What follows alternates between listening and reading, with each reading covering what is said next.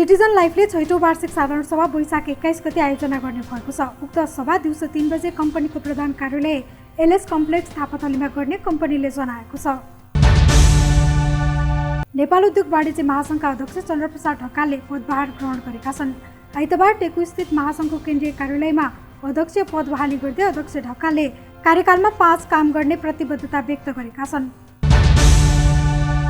विभिन्न सरकारी निकायमा राज्यको ढुकुटी चरम दुरुपयोग गरेको पाइएको छ। सरकारी अधिकारी तथा जनप्रतिनिधिले कानुन उल्लङ्घन गरेर आफू खुसी अर्बौं रुपैयाँ मनपरी ढङ्गले खर्च गर्ने, मिलोमतोमा राजस्व छुट दिने, असुल गर्नुपर्ने राजस्व असुल नगर्ने गरेको पाइएको छ। महालेखा परीक्षकको कार्यालयले तयार गरेको 60औं प्रतिवेदन अनुसार स्थानीय तह प्रदेश सरकारदेखि संघीय सरकारका सबै निकायमा चरम व्यथिति देखिएको छ।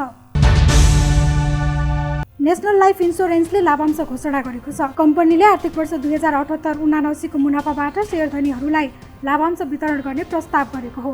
कम्पनीको मुनाफाबाट चुक्ता पुँजीको 8% बोनस सेयर, 6.5% नगद लाभांशको साथै कर प्रयोजनको लागि 0.421% नगद लाभांश वितरण गर्ने प्रस्ताव गरेको छ। गत शुक्रबारदेखि प्रदर्शनमा आएको चलचित्र बुलाकीको प्रदर्शन रोकिने भएको छ। चलचित्र भवन सञ्चालकले अपहेलना गरेको प्राप्त सो अफ टाइममा दिएको प्रदर्शनको दोस्रो दिनदेखि नै 70% कटौती गरेको लगायत कारण देखाउँदै सो चलचित्रका निर्माता तथा कलाकार विराज विष्टले प्रदर्शन निरन्तर गर्न नसकिने जानकारी दिएका हुन्। एनएमबी ब्याङ्कको ब्याज दरको ऋणपत्र बाँडफाँड गरेको छ। एनएमबी ब्याङ्कले बिक्री गरेको 10.75% ब्याज दरको ऋणपत्र बाँडफाँड गरेको हो।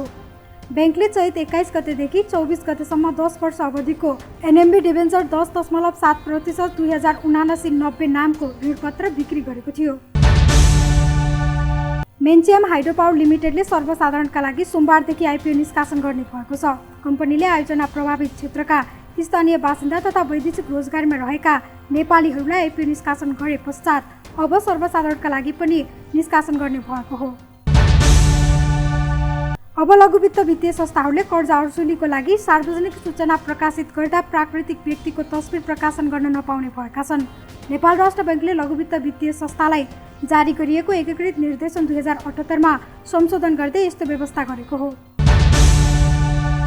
नेपाल वायु सेवा निगमले आगामी जेठ दोस्रो सातादेखि भैरवा स्थित गौतम बुद्ध अन्तर्राष्ट्रिय विमानस्थलबाट भारतको नयाँ दिल्ली र मलेसियाको क्वालालम्पुर उडान गर्ने भएको छ।